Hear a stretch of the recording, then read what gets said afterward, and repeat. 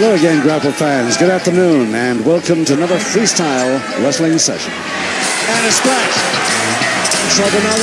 Britain was once a place where villains wore silver capes, the good guys were faking it, and the most masculine man in the country was called Shirley. At 4 p.m. every Saturday, the UK was in thrall to the wrestling. When 4 o'clock came, for a lot of people, we were their heroes. Professional wrestling started out as a violent sport before cleaning up its act. Hitting its heyday in the 60s, wrestling regularly drew TV audiences of 16 million. It played out like a soap opera. The quintessential good guys, like Big Daddy, would engage in epic battles with the baddies. People loved Big Daddy. He was one of the big figures of the 1980s. He wasn't a brilliant wrestler because he was more fueled by best bitter and pies than he was by exercise and chip. The baddies were Mick McManus or the masked men like Kendo Nagasaki, who would never reveal their true identities until they lost. The mythology was that one of them was a very prominent member of the royal family. So I used to think, who could it be? Is it Prince Philip?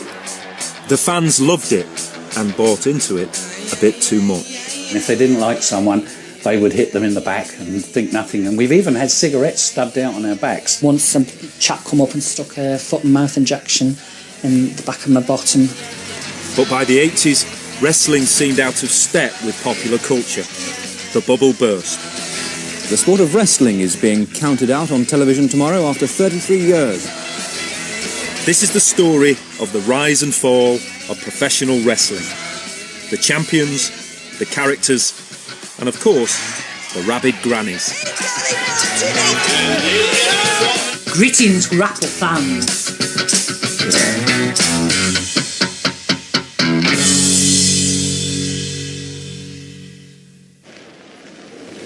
Good afternoon, everybody, and welcome to this real humdinger of a professional wrestling session here from the Wembley Town Hall in London.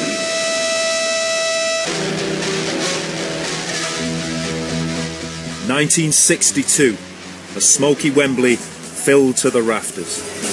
Jackie Pallo versus Mick McManus, this bout that everybody's been waiting to see. The stage is set for an epic battle between two rivals, a grudge match.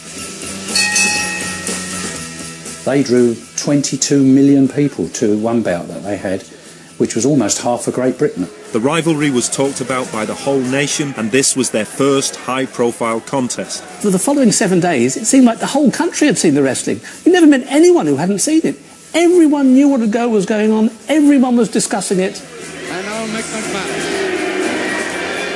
In the right corner was Mick McManus, one of wrestling's most famous villains, instantly recognisable because of his Dracula-style black hairdo.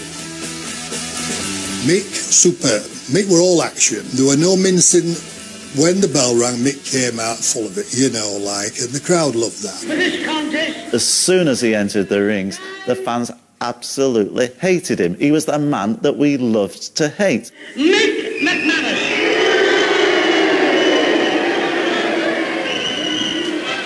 There's Jackie Pallo, refusal of McManus to take on this boy from Highbury.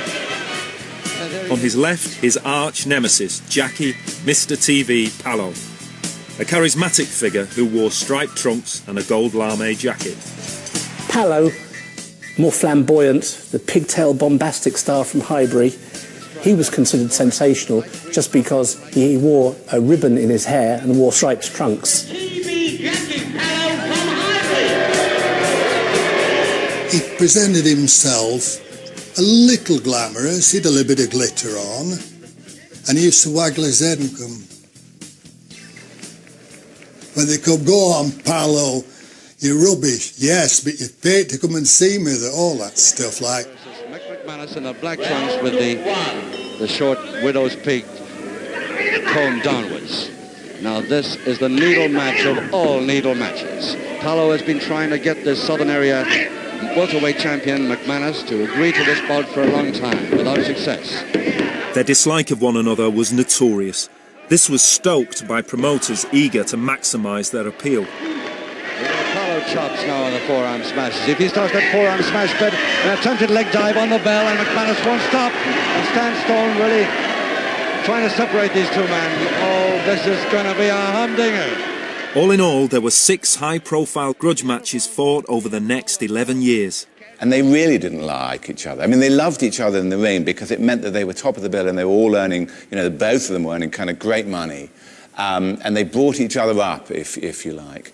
But in the end, what had become a kind of showbiz thing really developed into a real thing. Both men just going to slog it out from now on. They won't have time to think what... This match between McManus and Pallo marked the start of professional wrestling's golden age. It was the seamless blend of sport and entertainment which captured the imagination of the public. As a sport, it called for strength and agility, but as an entertainment, it called for the skills of an actor. Wrestling's origins are appropriately in the music hall.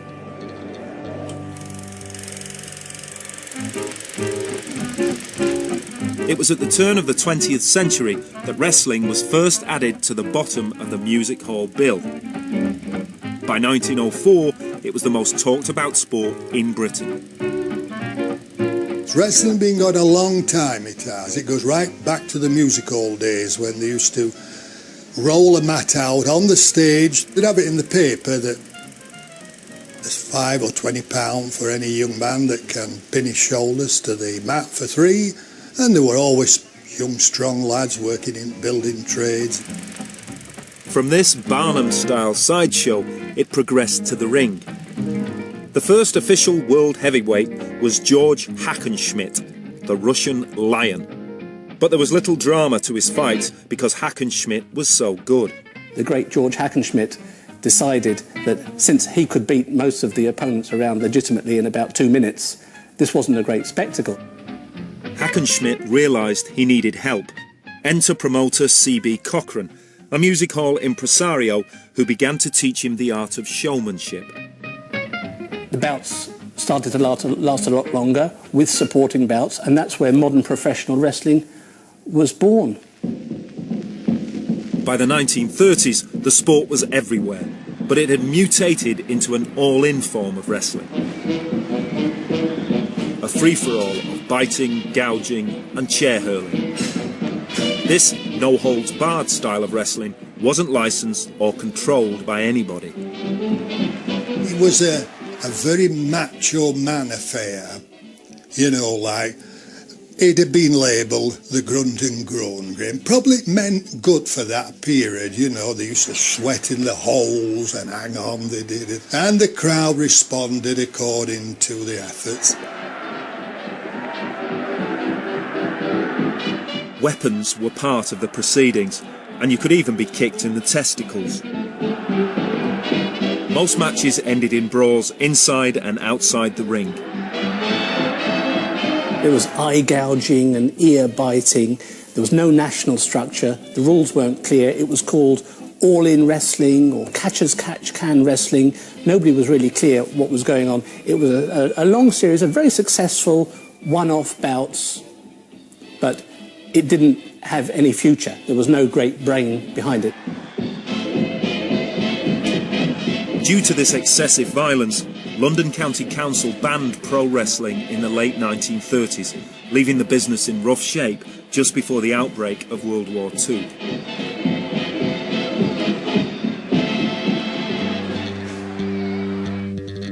But in post-war Britain, Admiral Lord Mount Evans would sail to the rescue. He was about to bring wrestling some much-needed credibility.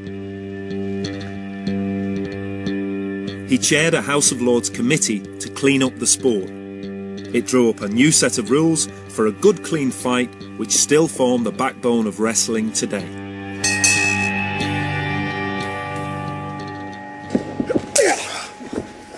This is the main start to a match. This would be the important lock-up where you can push the gentleman this way, he can push me this way, and it's just a way of getting the better of each other wrestler.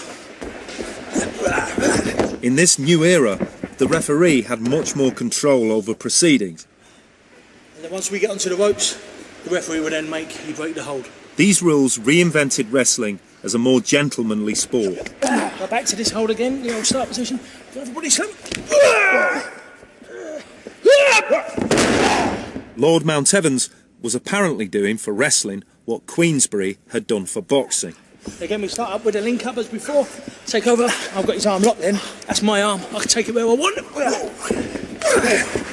And then the idea is to twist his arm until either he submits or some wrestlers are clever and they can get out of this move. But in reality, Lord Mount Evans was merely a figurehead. The real brains and the brawn behind the plan was an amateur wrestler called Norman Morell. Norman Morell were very skillful promoters. Norman had been a former British amateur wrestling champion and gone to the 1936 Olympics in Berlin. I don't know if they met Adolf Hitler, but he was there. Morell used the influence of Lord Mount Evans to rebrand wrestling, transporting it from the gutter back to the mainstream. It was very much in their interest to show that theirs was a new product and an improved product. Next, Morell joined forces with other regional promoters to form a cartel. They were about to build a wrestling empire under the name Joint Promotions. Their success we kind of see as the beginning of 25 golden years, 1952, 53, when wrestling, professional wrestling, absolutely peaked in this country. In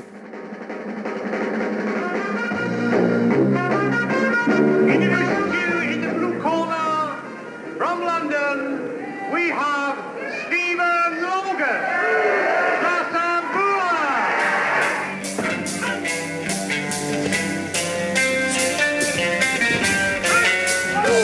Wrestling now moved from a period when it was deemed too unruly and too violent to an era when it was socially acceptable and joint promotions were in total control.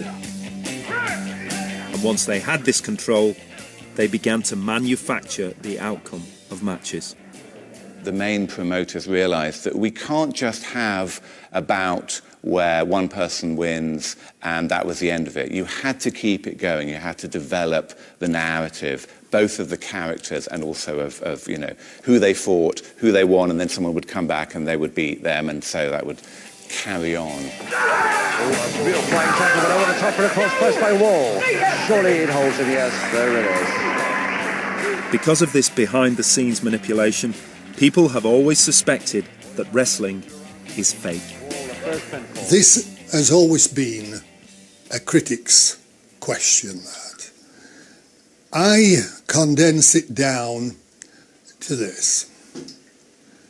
Those people who like professional wrestling, no explanations needed. For those who don't like it, any explanation would not be acceptable. Amongst the old pros, you're still fairly quiet about it, you know. Why is that? I don't know. It's like a closed shop. So more memory. Someone who is happy to talk about it is professional comedian Will Hodgson. He was a wrestler for 2 years. If I learned one thing from getting in the wrestling rings, wrestling is not fake. Wrestling, ladies and gentlemen, is fixed. There's a big difference, a gulf difference. If I put you in the ring with Floyd Mayweather, mate, and said, don't worry about it, I'll fix the fight, lay down in the 12th round, you'd be rightly concerned about the preceding 11 rounds and the damage.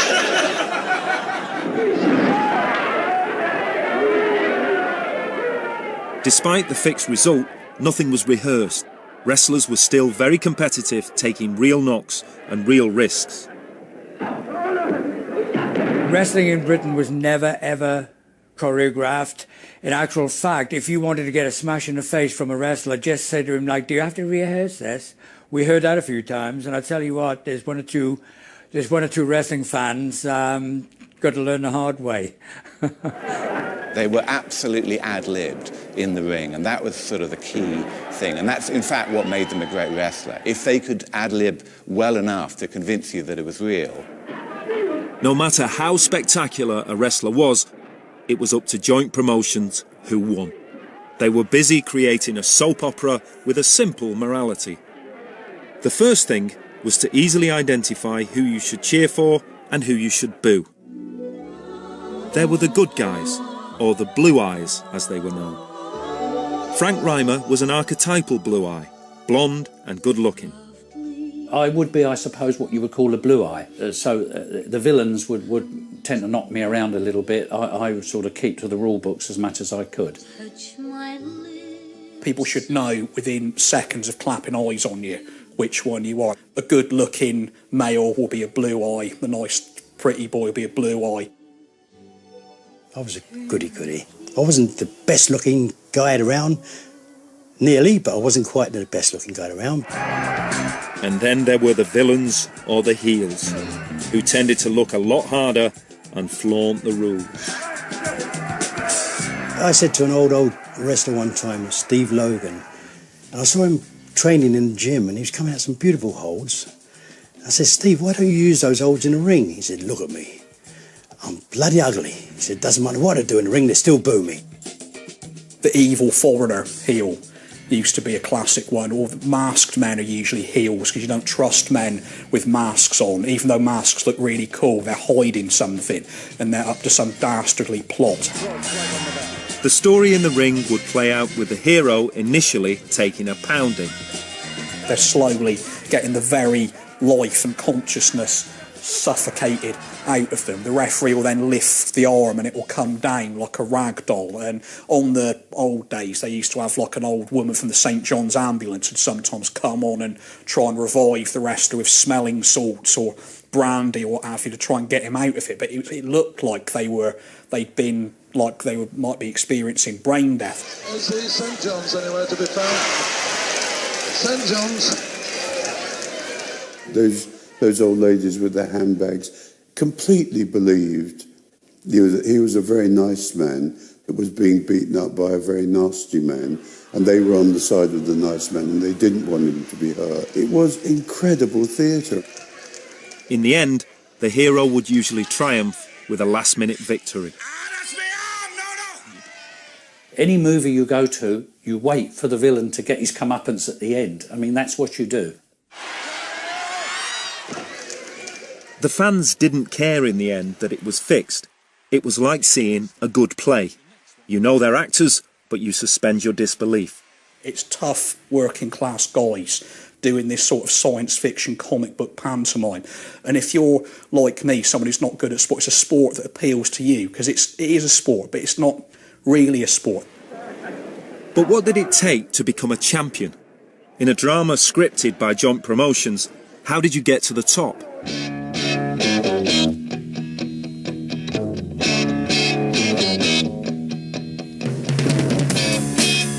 One wrestler who climbed the ladder under Joint Promotions was Mick McManus. Emerging from the RAF after the war, he entered the professional ring for the first time in 1948. It was this man who was to become the most influential villain or heel of all time. He looked hard, like sort of pub fighting hard, like he could take someone outside and put them over the bonnet of a car or something, that sort of hardness, not bodybuilding hardness, street toughness. I think the best heels had that street toughness, looked like the sort of guy your dad would play Skittles with. There's no doubt that Mick McManus knew how to work a crowd. He was so skilled at arousing the audience. They absolutely hated every gesture. The way he could spit, not quite accurately, the water into the bucket. The way he would just sneer and engage the ringside seaters in nasty backchat, really quite insulting. And the way he would win his bouts, usually by some lucky twist of fate towards the end, overcoming a heavier, younger, more attractive, more skillful opponent. He perfected the persona of an objectionable character without a redeeming feature. But this man was the absolute very essence of a professional wrestler.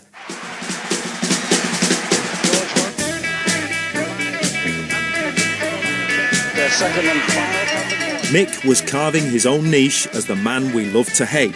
He also acquired his own catchphrase. In the 60s, it seemed that this was all you needed to propel you to stardom. I'm free. Seems like a nice boy. I didn't get where I am today without having a little champagne, not too much, just enough. Oh, you are awful. But I like you. Nice to see you. To see you! He had these enormous cauliflower ears, and of course they hurt when you do get them hit. So he was forever saying, don't touch the ears, leave the ears, and it became like a catchphrase for him. The one thing that drives McManus more crazy than anything else, treatment to the head, especially the ears. He put his hands over the ears and warned the wrestler not to touch his ears. There was probably nothing at all wrong with his ears, but it created huge reaction amongst the fans because all we wanted to do was see a wrestler get hold of those ears. The promoters capitalised on Mick's box office appeal by setting up the infamous grudge matches with Jackie, Mr. TV Pallo, a wrestler Mick was known to dislike. TV Jackie Pallo! These bouts were a massive draw. The hatred was genuine, and those who witnessed McManus and Pallo fight live believe it wasn't fixed. West after that massive loss of hair. This versus Mick McManus in the black trunks with the short. Every so often there's a fight called a shoot, where they still have to work within the rules, but it's a real fight. Pop artist Peter Blake was among the 8,000 capacity audience for their 1967 match. They came in, they kind of shook hands, I suppose. The fight started, and Mick McManus butted Jackie Pallo. You gave him a headbutt. And then they came together and he nutted him again. And he probably did it 30 times with no holds going on, just grabbing each other. And then Jackie Pallo realised that his head was totally split open, there's blood pouring anywhere, and the fight couldn't go on. I mean, so it was absolutely genuine street fight. Whether these fights were real or fixed is still hotly debated today. But the public loved them, and audiences flocked to their local halls to see the wrestling. I'm in the Victoria Hall at Halifax in Yorkshire. It's owned by the council and it's used for all kinds of entertainments, but they don't all bring a full house like tonight's. This crowd has come to see what's always a big attraction, all-in wrestling. For the mainly working class audience, wrestling was accessible and cheap entertainment in their backyard. I always think of the wrestling, I think Big Daddy, McManus and rabid old grannies. The unique thing about wrestling is that it pulled in a large female audience. Genteel grannies who would suddenly start baying for blood. Oh, I love it. We used to have quite an interaction with the old ladies, the Granny Brigade. They would bring their umbrellas and their high heel shoes, and if they didn't like someone, they would hit them in the back and think nothing. And we've even had cigarettes stubbed out on our backs. Klondike Kate was one of the few female wrestlers who played the villain. No one knew how to wind an audience up like her, and she regularly felt the full force of an angry crowd.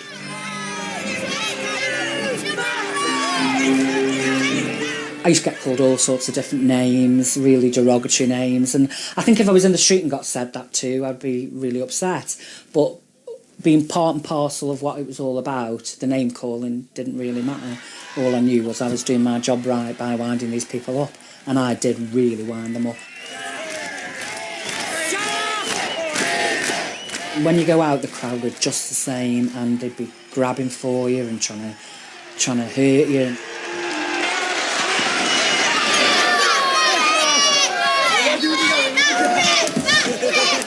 No, she wants shooting. She definitely wants shooting.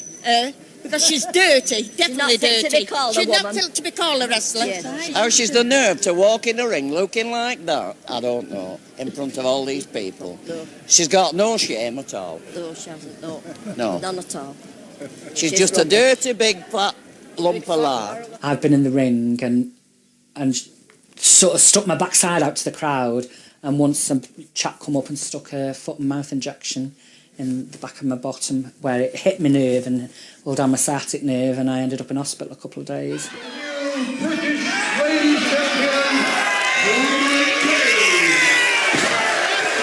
So much of the success of wrestling was based on the interaction between the wrestlers and the crowd. And in the local halls around the country, joint promotions were making good money, but they were cultivating a deal behind the scenes that would take wrestling into the living rooms of the entire nation.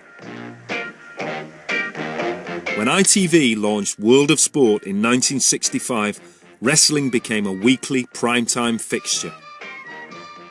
Welcome, Grapple fans. Up again and down on the rope. Television is a thing that you've got to have in any form of, call us sport or entertainment. I don't care, call us entertainers. But you've got to have a shop window. Now this afternoon we're really going to see two at least of the most tremendous spots we've probably ever seen on television. A regular spot on World of Sport legitimised wrestling as a sport, as it sat alongside football and horse racing, but it also injected the razzmatazz. The big characters that emerged. That's not to say you had to have a mask or you had to weigh, 45 stone, but it helped if you had a persona, a shtick. Because the guys who would just run rings, around an opponent and be really very good technical wrestlers were actually quite boring on TV. 1-minute contest. To maintain audience interest, personality and image came more and more to the fore. We all are actors on a stage. I didn't make that up. It was the old William Shakespeare thing. And it's true. Life can be very low-keyed and miserable without a little bit of panache. I'll use that word. And wrestling, of course, in this country, needed that. Ricky Starr, who in fact is a ballet dancer, is wearing ballet shoes. It wanted personalities. There was no doubt about that.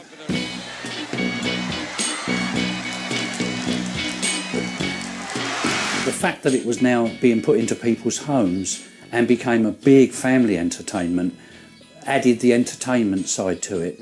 And then the wrestlers themselves needed to do more in order to keep that attention.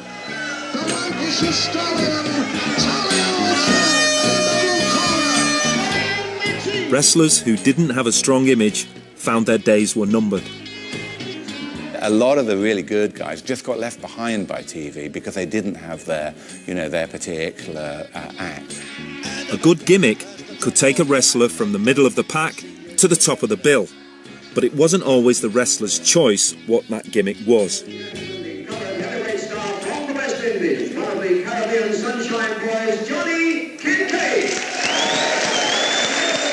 Never mind about the Barbados, they just couldn't spell Battersea. I was born and brought up in Battersea, and when I first went to joint promotions, I said, would it be okay if I'm billed as a coloured Cockney?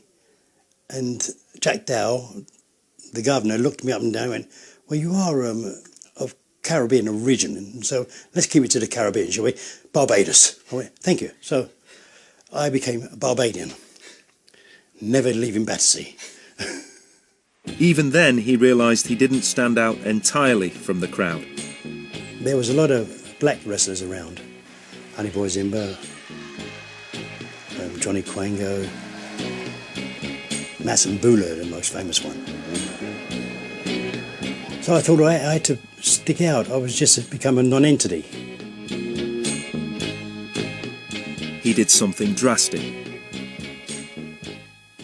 I bleached my hair blonde. The following week after I did my hair, I had a live TV match, and it didn't matter where I walked or drove. People were honking me in their cars and putting their thumbs up. Aye, aye. They're either saying, look at that idiot over there, or that's that guy who wrestler, with the blonde hair. Johnny Kincaid wasn't the only wrestler who had issues. Tony Francis called me Big Bertha. And I was horrified, and I said, no way, I am not. He said, you'll be do as you're told. You're called Big Biff. And I went to Bob. I said, Bob, I can't stand this. Please don't make me be called Big Biff. And what he did was he said, right, we'll change your name and we'll call you Klondike Kate. Your dad's a Mountie in the Canadian Police. Actually, my dad was a steel worker, 5'2", and worked on a steelworks in Stoke-on-Trent. As I understand, Klondike Kate is actually the owner of a brothel in the Klondike from the Gold Rush. The personas developed for the television audience ranged from the sublime to the ridiculous. It needed that sparkling in, because people wanted to be able, when they sat in home, they wanted something where they said, hey mother, have you seen him coming out?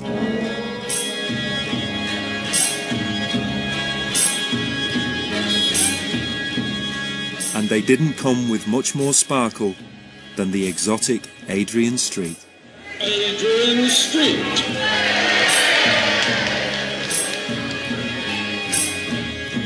Shiny, shiny, shiny boots of leather. The thing about Adrian Street was, you know, his dad worked down the mine, and that was the last thing he was ever going to do.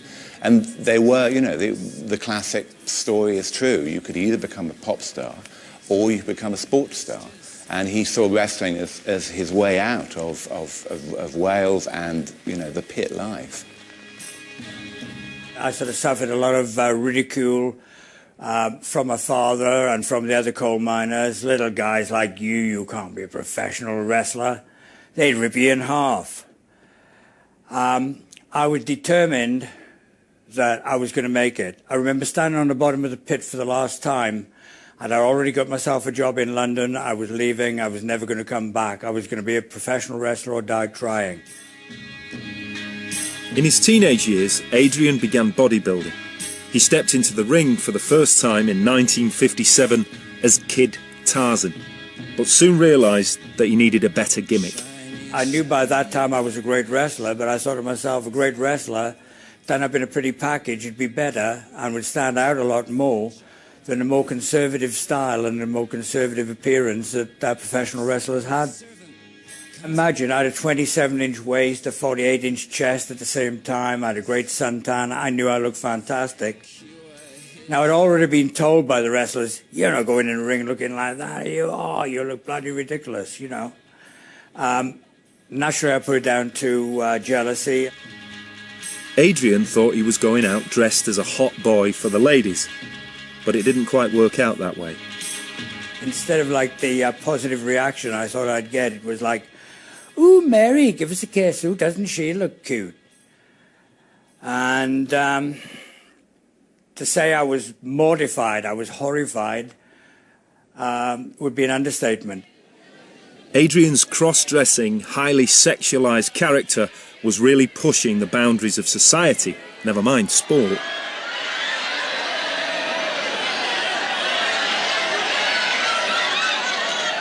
But Adrian took the view that no publicity was bad publicity and began to milk it.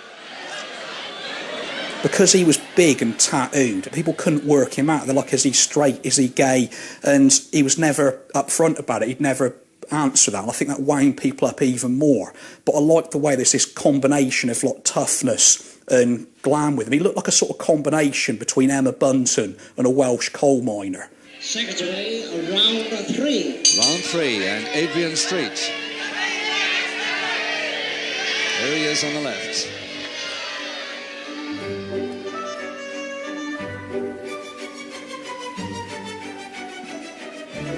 He ignited the fans' fears and prejudices, and perhaps homophobia, with the very minimum of pirouetting and prancing around the ring. He was a great wrestler, a great athlete, and fans really couldn't understand why a man like this was parading around the ring in the way which he did. But at the end of 6 rounds it may not be. This is a catch-weight contest. He's giving away a lot of weight. Every time I appeared on TV, I'd wear a different gown. Every time I wrestled, I'd push the envelope just a little further, and a little further. And it's a mission. Adrian's image worked wonders at the box office, and lo and behold, he had success in the ring. I won the middleweight European title, and the newspapers got a hold of it. They wanted to take a photograph of me wearing the championship belt, and they said, like, where would you like to have this taken?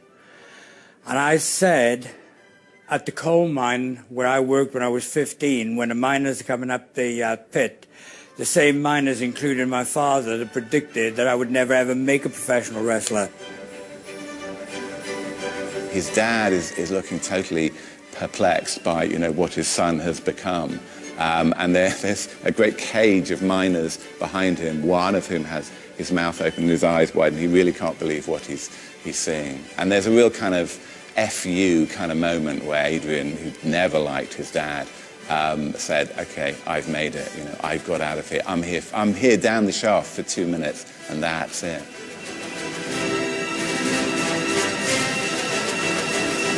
The winner, Adrian Street. It wasn't just sexual ambiguity that provoked wrestling crowds.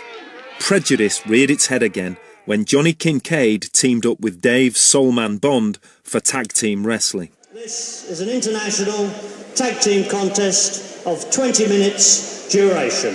Fighting in pairs was an innovation Joint Promotions had introduced to the UK, where wrestling stars were put together and given their own team name. Who together wrestle as the Caribbean Sunshine Boys. Caribbean Sunshine Boys. At that time, neither of us had seen the Caribbean. Flaunting the rules and defying the referee was standard practice for a wrestling villain. But this was the 70s, when potentially racist reactions were more likely. We didn't try that hard. We was only doing exactly what the other so-called villains were doing, but it took off. Oh, no. 5 minutes gone. The fact that Johnny Kincaid was mixed race and Dave Bond was black, and playing villains to perfection, would prove a red rag for some. Breaks them. And Kincaid having a ball the other side while the Max Ford's back his turn. Oh, there was a lot of heat, believe you me, yeah. Okay, we had a few fights out the ring because of we had 25 National Front one time in the hall. And the referee's had enough. The referee has disqualified the Caribbean Sunshine Boys. So that's it, an exciting finish, and somebody trying to throw water about, and he's going to be in trouble if Kincaid catches him. He's going to have his neck broken. In the interest of safety, after just one televised fight, the Caribbean Sunshine Boys were split up by Joint Promotions. I don't know if it was racial, but we was getting too big. And they have to control you. The promotions have to control you. If your face fits, fine. If it doesn't, then it doesn't matter what you do, you don't get very far. Whatever the reasons, Joint Promotions knew TV was a cash cow and didn't want anything to jeopardise their precious TV contract. The television contract was the prized possession, very carefully won over a number of years by Joint Promotions, and not to be sacrificed at all, thanks to rigorous promotion and high discipline. Someone who was initially considered too much of a maverick for TV was the most notorious masked wrestler of them all.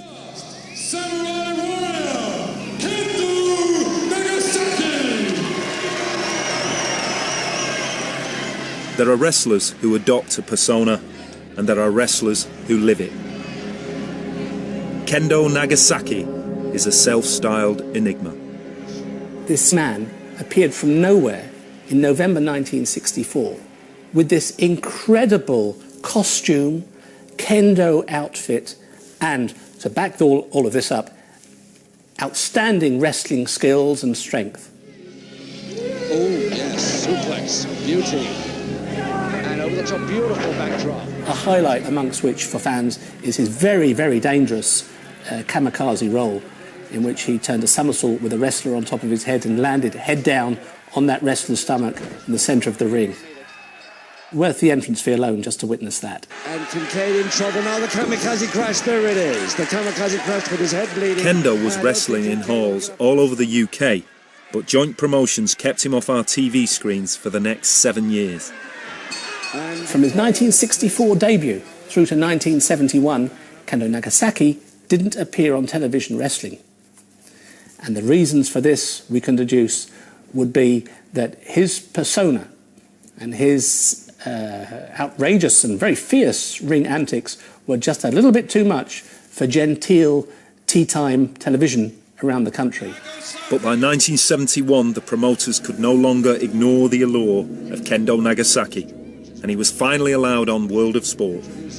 This was when the obsession began. Who was that masked man? My ambition was to be Kendo Nagasaki. Right from the beginning, he was an intriguing figure. He always won. The myth was that he never spoke, and that he was Japanese, and he was a mystery man. The myth was that he had some sort of big Japanese samurai connection, and he would come in with this great sword and throw salt over his shoulders. His first manager, gorgeous George Gillette, who would do all the verbals, because masked men, you know, don't talk in case it gave away their identities. Greatest wrestler in the world today, the mighty, masked and mysterious King Kendo Nagasaki. Most masked wrestlers are in the game for a few years, defeated and then ritually unmasked. Count Bartelli, the Zebra Kid, the Outlaw.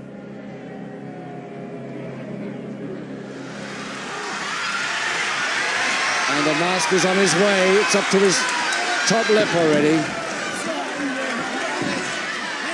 Everybody wanted to see what was underneath that mask. This was the old idea of it.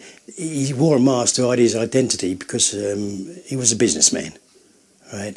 And if people saw his face, right, they'd rather talk about the wrestling than the business. So that was the idea of wearing the mask. But he was good enough to keep it on. You know, he was a good wrestler. After resisting the efforts of others to unmask him, he voluntarily revealed himself to the public in 1977.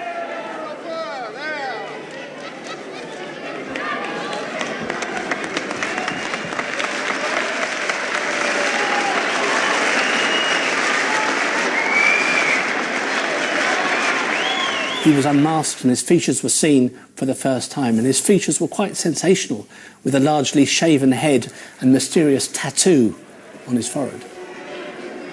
But once he had exposed his face, Nagasaki realised the mystique had been lost and put his mask back on 6 months later.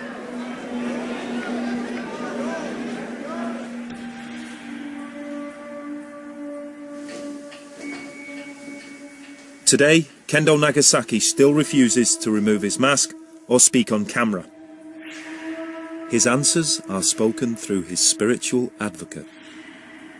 The man behind the mask was guided by the spiritual being Kendo Nagasaki to become a professional wrestler and to wear a mask. Kendo Nagasaki himself has had lives on the earthly plane as a samurai warrior.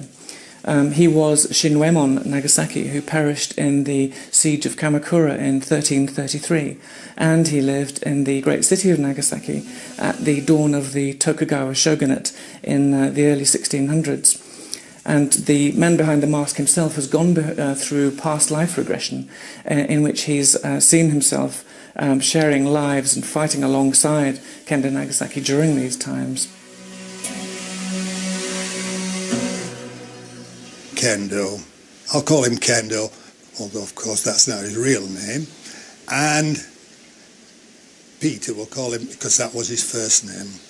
Within the world of wrestling, the identity of Kendo Nagasaki is an open secret. But on the outside, the name Peter Thornley is the extent of what we know. Well, almost. He had like half a finger on one hand, and there was all this mystique about how that came about. It had been cut off in some Japanese ritual, And in the end, of course, we find out that he lost it in some sort of industrial accident in a factory near his house in Wolverhampton. Kendo Nagasaki's actions were front-page news. Professional wrestling had become so successful that it had penetrated every aspect of popular culture. And there you see Mick McManus, don't you? Yes? Prince Philip and Her Majesty the Queen used to come to the Albert Hall every month and see the wrestling, regular as clockwork, great fans. The Beatles and Mick McManus were great buddies. The wrestlers were everywhere. Many were regulars on the Generation Game. It is Mick McManus. There we are then, Mick. You want to get a nose like that? You couldn't have, could you? But behind the scenes, a shift was about to take place. By the mid-70s, the old guard of joint promotions were keen to retire, but they had a successor in mind. I don't give a damn what the doctor says, he must be there. For all its success, wrestling needed a shot in the arm. Fans were tiring of the familiar names. What we'll do then, Keith? Max Crabtree knew it was time to innovate or die. We had to just try and bring it in a little bit, with a bit of flair. It was the only way, you know, it needed a kick up the backside, you know. It was at this point that from the dole queue came Max's middle-aged brother, Shirley Crabtree. He had been a wrestler, but none of his previous gimmicks had broken through. He came to see me, he said, I don't know, he said, I seem to have run into a brick wall now, my old career's gone, old cock. I said, listen, I want you to be Big Daddy. I shall not be moved. Big Daddy would change the face of wrestling and become one of the most revered and reviled names on the British scene.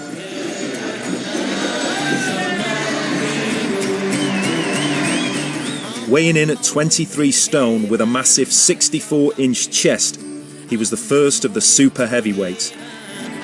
Big Daddy was an immediate hit with the audience, revitalising the flagging sport. So, the flyer, but Big Daddy's body was there, just like a brick wall, and he bounces off. There, larger than life, would be Big Daddy stood there, making his way to the ring, and occasionally there'd be one or two little children, and Shirley were always quick to pick up the thing. He'd hold their hand and he'd march down to the ring with them, he would, and he'd become a people's champion. People loved Big Daddy. You can't overstate enough how popular Big Daddy was. He was one of the big figures of the 1980s. He was everywhere. He was on kids' telly. He was in Buster Comic. He'd bought Buster Comic, and Big Daddy had a cartoon strip in there. He had an annual, same as Spider-Man and Superman and Dennis the Menace had their annuals. Big Daddy had an annual as well. He wasn't so much a bloke. He was a real-life superhero in that living cartoon character. And no matter what the reality is of what Shirley Crabtree was as a bloke or what he thought of kids loved him. Big Daddy was so big that today, if you ask anyone about wrestling, his is the first name likely to be mentioned. A fringe play has even been written about this hugely popular but very unathletic sportsman. You've probably noticed by now, I'm not exactly, what's the word, fit. Well, I wouldn't put it like that exactly, but I'm a big man, 23 stone, and how can I put this, past the first blush of youth. Therefore, there's a few of the traditional wrestling moves it's probably best I avoid, like, all of them. So, I had to limit myself to the range of moves I could do. First up, we have the forearm smash. Then, the so-called belly botch. And my signature move, the belly splash. Oh, for God's sake, no! Submit! Perhaps not here. And, well, that was about it, really. Wild Angus back in against Big Daddy. But fame didn't just arrive. Big Daddy's brother Max had to work at it. he decided to recreate the drama of the McManus-Pallow feud with Big Daddy and another super heavyweight, Giant Haystacks, who weighed in at an incredible 40 stone.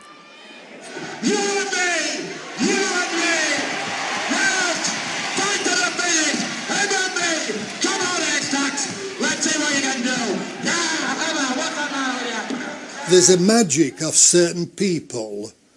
I mean, when I put Giant Haystacks on, because of his enormous size, he was very recognisable. The 6'11", 40 stone, the Giant Haystacks.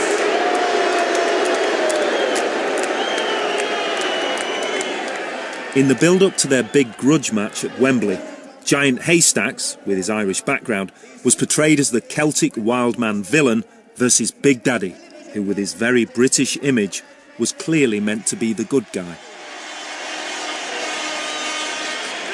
They become emblematic of traits of British character, and you know, Big Daddy sells himself as a modern John Bull, really. You know, he comes and he's got a Union Jack waistcoat, top hat, he wears a tin helmet during the Falklands. He's very deliberately making himself into the kind of blitz spirit John Bull.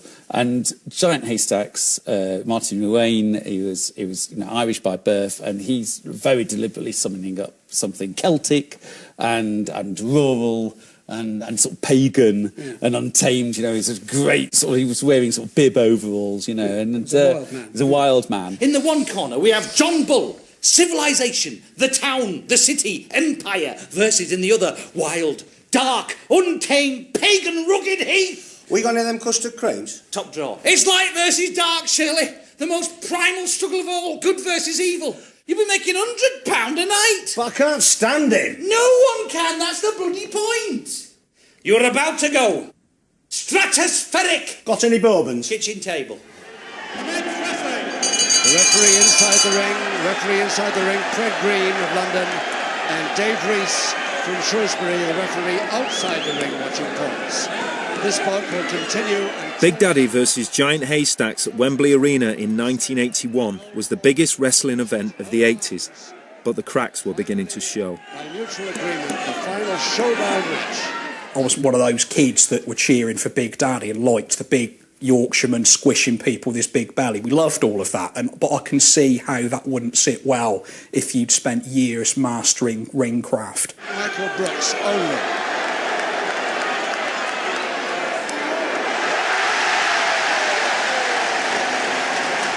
It became too much of a kind of circus act. And not enough sport, and I think you could say that the balance there was wrong.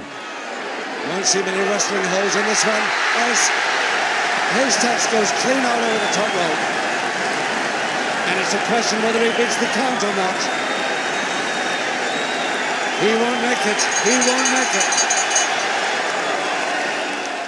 The bout lasted for just 2 minutes 50 seconds.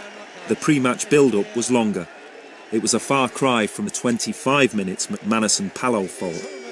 The huge face-off at Wembley Arena in 1981. It's really quite lame. You know, the audience aren't getting their money's worth.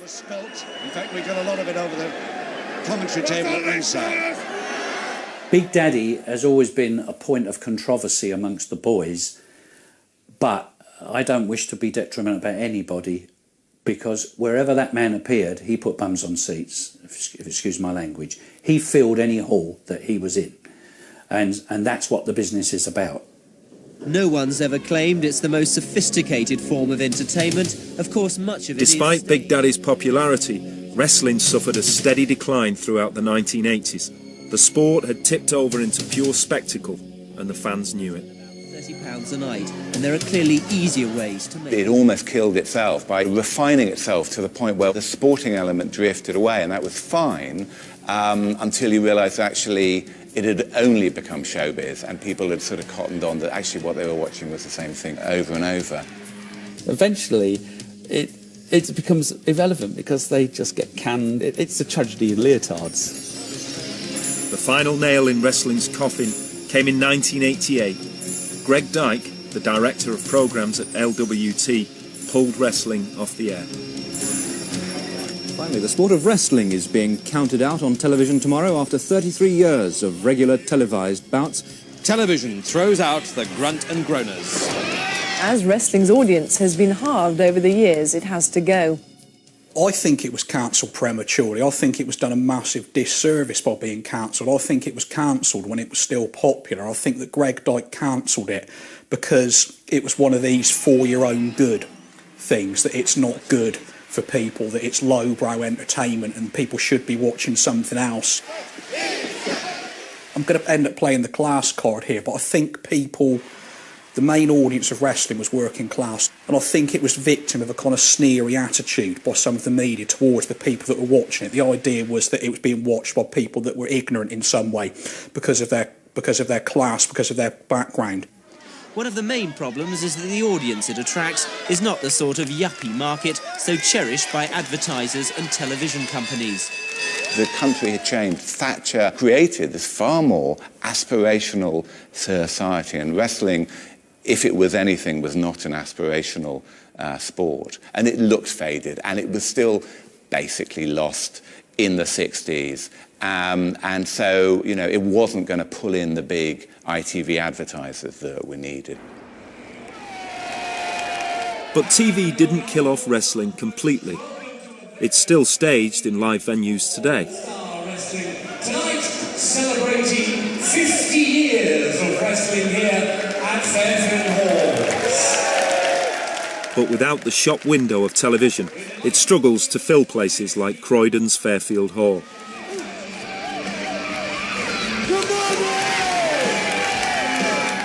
The Granny Brigade still love it. The wrestlers work hard. But the world of wrestling is a shadow of its former self.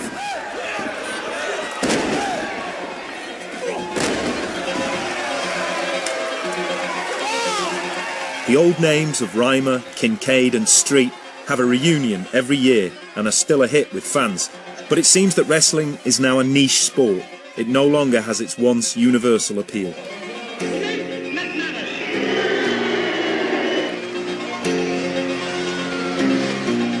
Yet wrestling's heyday will live on long in the popular memory. The great characters, the great feuds, and the wrestlers who put their bodies on the line for our entertainment.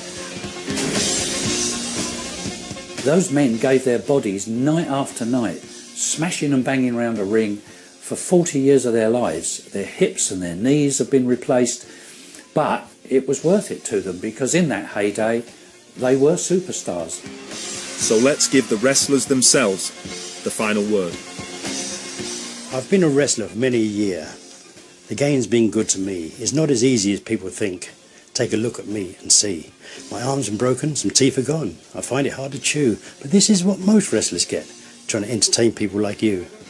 Now you say it's bent and you say it's fixed and other names you call, but it ain't no joke on the other bloke who just lost the last fall. So to you people who have your doubts, this game's a rough employment. Bones have been broken, and men have died. For you, it's your every enjoyment.